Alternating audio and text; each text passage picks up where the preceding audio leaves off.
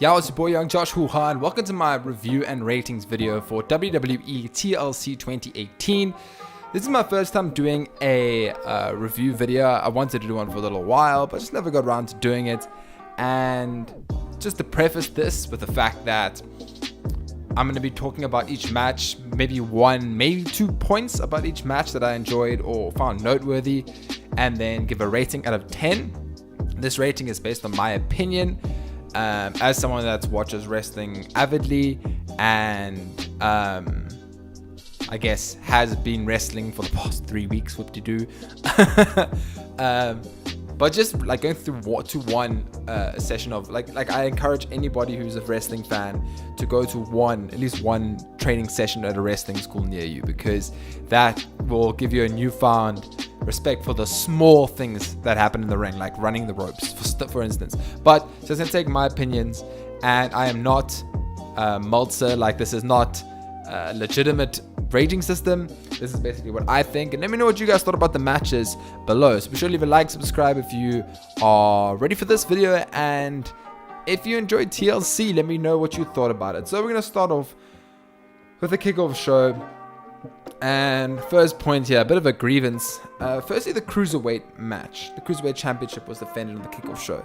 And I saw this when I started watching the kickoff show, and I just groaned. Because they deserve so much more. Cedric Alexander, Buddy Murphy, incredible performers. And this is like a good 2 or 3 matches on the main card that I could see being pre-show matches over this Cruiserweight match. But that's one thing. I think it's slowly starting to get better. It was on the main card. What was the last pay-per-view that we watched? It was on the main card at Survivor Series. I think the Cruiserweight Championship was Mustafa Ali and Buddy Murphy, and they're both just incredible performers. That being said, I gave the Cedric Alexander Buddy Murphy match, I was quite generous in the beginning, an 8 out of 10. Partly because I'm quite biased towards the cruiserweights. I love 205 Live. It's my favorite brand, personally, and Cedric Alexander is one of my favorites, as is Buddy Murphy, and they put on one hell of a show. I don't think that it's their best match, not by a long shot. I especially was not a big fan of the ending, maybe because Buddy Murphy's knees are normally devastating, and you see, because it ended, for those of you who know, it ended with Cedric going for the lumbar check, connected. Buddy Murphy got a rope break. A little bit later, Buddy Murphy hit Cedric with a knee to the jaw, and then hit him with the Murphy's Law, and it was done. And it was quite abrupt, in my opinion, of an ending, and maybe because, unlike his other strikes, which are normally devastating sounding, this one didn't sound all that devastating, which is a bit unlike Buddy Murphy's strikes. So I would give this an 8 out of 10. I think maybe if I watched it later on in the show, I might have given it like a 7.5. But I'm going to stick with my guns, 8 out of 10. Then we had a match which I didn't even know was on the pre-show, because I think the description for TLC on the kickoff show on WWE Network says one exclusive. This is a exclusive match on the kickoff show, and when I watched the Cruiserweight match, I was like, oh, okay, well, that's the only one. So I stopped watching the kickoff show and just watched the main show afterwards. So I went back and watched the Lashley versus Elias match after watching the whole show. So keep that in mind. I want to give this a 6 out of 10. It was kind of a nothing match. Obviously, the ending, let me just briefly say it. Elias wins. And the premise of this match was it was a ladder match with a guitar at the top, which was it was silly, a stupid premise in my opinion. And Elias wins, and then he was going to hit Lashley with it. Then Lio Rush interfered. Bobby Lashley got the one up on Elias and then hit him with the guitar himself. So that's how it ended. The match itself was decent. Probably a more fun Bobby Lashley Elias match I've seen. We've seen quite a bit of this Bobby Lashley Elias feud, and I'm not big on it. I like babyface Elias. There were lots of lots of hard spots with the ladder, and these poor guys are doing this in the pre-show. That's dedication. So overall, I give it about a 6 out of 10 personally. Then we move on to the main show, and then this is something that the first match that could have been on the pre-show, and kept the Cruiserweight title match on the main show. Maybe even start with it. It was the Mixed Match Challenge match. Team Fabulous Truth taking on Mahalisha. I watched the beginning of the Mixed Match Challenge in the first 3 or 4 weeks, and then I completely stopped just because there's too much wrestling to watch in the week and my life got too busy.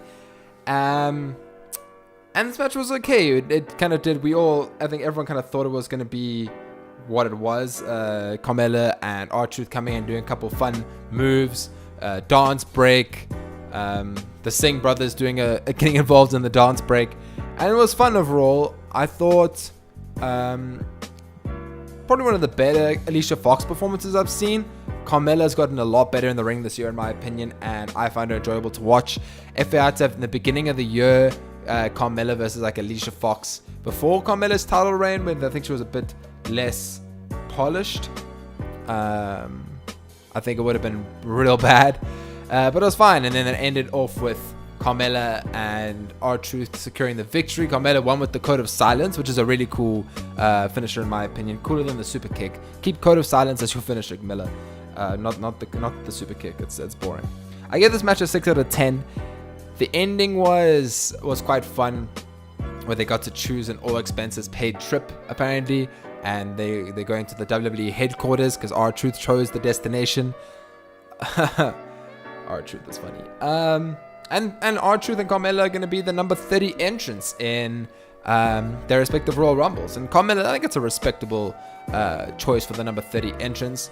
And there's that theory people are going around where R-Truth is gonna miss the male Royal Rumble and rock up in the 30th spot in the women's Royal Rumble because he's R-Truth and he's very confused at all times. Yeah. So that match was a 6 out of 10 in my opinion. Didn't deserve to be on the main card. Especially when the Cruiserweight title could have been on the main show. They made the SmackDown Tag Team Championship match, and this was the first one I was really looking forward to. Of course, I had watched the Cruiserweight title match, and that was probably the best match I'd seen so far. And I expected a lot out of this tag team match just because I'm a big fan of the Bar. Big fan of the Usos, the New Day, and I quite like the Bar. The Bar can be really good matches with specific opponents, in my opinion. And they have shown that they can do that, and it was fun. It was an awesome match. I enjoyed it. But obviously we had Kofi and Xavier for the New Day, and at one stage I think it was a bit of a botch, but it was a bit chaotic with the tags. And I think, if I can remember correctly, Kofi got tagged in. One of the Usos tagged themselves in against Kofi, and so it would have been the Uso and Cesaro, I think. And yet it was treated like Cesaro was the one that was no longer legal, which was a bit strange. But lots of really cool spots. Obviously we had Kofi doing his leap of faith spot, which was awesome. And super kick. That was really, really fun. I give this match a 7.5 out of 10. Respectable, proper start to the main show. Then we had Braun Strowman versus Baron Corbin. This is the first thing I'm going to say quite a bit about. So, obviously we've had Raw has been awful in the last couple of weeks. And now all of a sudden they're attributing it all to Corbin. And I'm like, no. No. But anyways, and last week there was like a little mini rebellion that Finn Balor started almost initiating. Which is quite cool, and I feel like they possibly could have played this or started doing this earlier on, because they actually had Finn Balor versus Baron Corbin like 18,000 times throughout the course of 2018. So it was a good choice to have as like the little leader of the rebellion. So basically the preface of this match was Braun versus Corbin, and if Braun loses, then Corbin becomes the permanent Raw GM, and if Braun wins, then Lesnar has to put up his Universal title against Braun at Royal Rumble. Don't get me started on Braun on Lesnar as the Universal Champion. Maybe that's a discussion for another video. But Braun is injured with his elbow, shoulder, or arm, or something like that. And in kayfabe, Corbin and Lashley and McIntyre were the ones that injured him. So Corbin was going to win via forfeit, supposedly. So Corbin comes out, does his thing, and Braun And obviously Heath Slater is the ref here because Corbin also got Rhino fired, and now Heath is a referee. He's got some TV time, which is good for him. And Braun eventually comes out, doesn't actually forfeit, and says like, I don't have to fight you myself because there's no disqualifications. And I was getting pumped now because like I've been watching other YouTubers discuss this, and Bray Wyatt has been really cryptic on Twitter about his return and things like that and his new character. And I'm a big fan of Bray Wyatt, and I thought, oh snap, we're gonna the lights are gonna go off, and you're gonna hear you're gonna see the little clip. And no, it was Apollo Crews was in the corner there, and you can hear no one else cared either because there was no response to Apollo Crews. Then when the camera panned over to Bobby Roode and Chad Gable, everyone got a bit more excited, and the camera panned over to Finn Balor, and Finn Balor was there, and everyone got a bit more excited. And basically all three of these guys took turns to do their finisher to Baron Corbin, and Braun Strowman wins. Fun premise for sure. I think these characters, especially Apollo Crews, maybe weren't built as being a part of this rebellion, in my opinion. I don't think so, but odd, and I'm a bit disappointed that it wasn't Bray Wyatt. But I like the fact that Finn Balor was there, and Finn was the one that semi-started this little rebellion or whatever. So I give this a 6.5 out of 10. Story-wise, it was fun. Glad this wasn't the main event or something like that. That would have been really irritating, but it was fine. 6.5 out of 10. Could have been worse. It was average. Next, we had a match which at first I was like, this should be on the pre-show. This should be on the pre-show. And this is Ruby Riott versus Natalya for the nothing. It's the tables match. And obviously this has been the story has divided people. It's a little bit I guess too soon. It's to do with Jim Neidhart, Natalya's obviously late father. And Ruby Riott has basically been tormenting Natalya, and there were a lot of cool spots in this match. This match was a lot more entertaining than it had any right to be. I solidly was like, oh, this is the pee break match, and it really wasn't. There was another one on here that was, which was unexpected, but I enjoyed this match. Interesting way of getting rid of the rest of the Riott squad, with Liv Morgan basically being tackled through a table, off the ramp, off the apron onto a table, and Sarah Logan being powerbombed, I think she was, or like I think just scoop slammed through a table. Cool spot. And then Natalya obviously bringing out table with Ruby Riott on it to match Ruby Riott's table that had Jim Neidhart on it, and Natalya bringing out Jim Neidhart's jacket and the glasses and stuff was a really cool feel good moment. And like especially since the build for this match has felt so cringe and so awkward, it did a good job of not being that in the match. So I gave this match a 7 out of 10. I enjoyed it for sure. Next, we had Drew McIntyre versus Finn Balor. I don't have much to say about this match. It felt like a Raw main event, so it was okay. I give this match a 5 out of 10. The ending was okay. No, not okay. The ending wasn't okay. Like the middle towards the end when Dolph Ziggler appeared, super kick McIntyre. McIntyre still came out on top. Then went into the ring and got coup de grace by Finn, and Finn picked up the win. Clean win, essentially. Apart from Dolph Ziggler's minor distraction, that was earlier on. Stop damaging Drew McIntyre. At this stage, you have no one that can realistically take on Brock Lesnar for the Universal title. Literally. So build McIntyre up, especially after what happened later in the night. Before I thought there was maybe 2 names that could be legitimate contenders. Now I'm maybe half a name. And that half a name is Drew, not even Drew McIntyre, because you can't just make it. Finn got nothing from this match. They're not pushing Finn now. They did this to set up a Finn Dolph Ziggler feud, because you got to have Finn Balor on the card, and that's not actually make Finn Balor a proper presence in the title picture. So they did this to set up a Dolph Ziggler Finn feud, and McIntyre came out looking weaker than he was before. McIntyre should be dominating everyone. Literally. He dominated Kurt Angle. he's dominated. Off the top of my head now, I'm trying to remember names. Trying to think of names. He took out Braun Strowman on numerous occasions with the Claymore kick.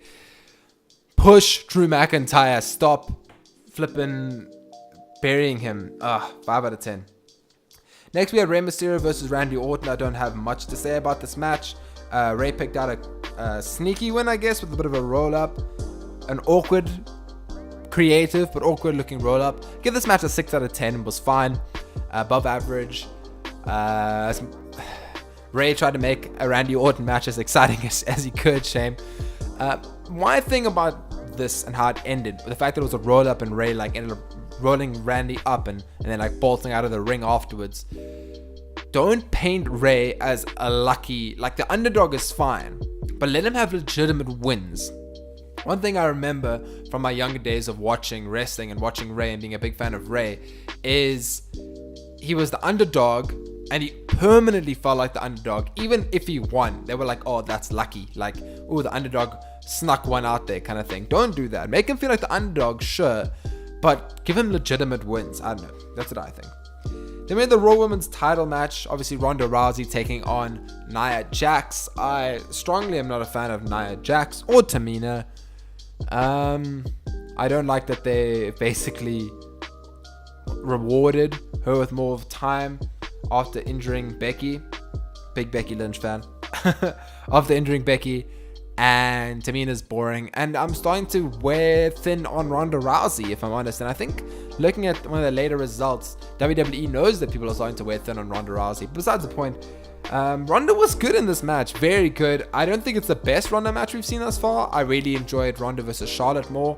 I think it's might be better than Ronda versus Nia at Money in the Bank, but I'm not sure. I would have to watch that match again. Because I only really remember the ending when Alexa Bliss cashed in. But this was a good match for sure. Ronda's excellent. I like that they're doing more of her MMA counters and stuff now. Or at least, I'm not sure if they are MMA counters, but counters that look like they could be used in legitimate fights. I love how she sets up her armbar. And I love the step up forearm she was doing, the step up knees. I give this match a 7.5 out of 10. We know that Ronda was going to win. Nia is not the person to knock Ronda down. And overall, good match. I enjoyed it. The later half of the show...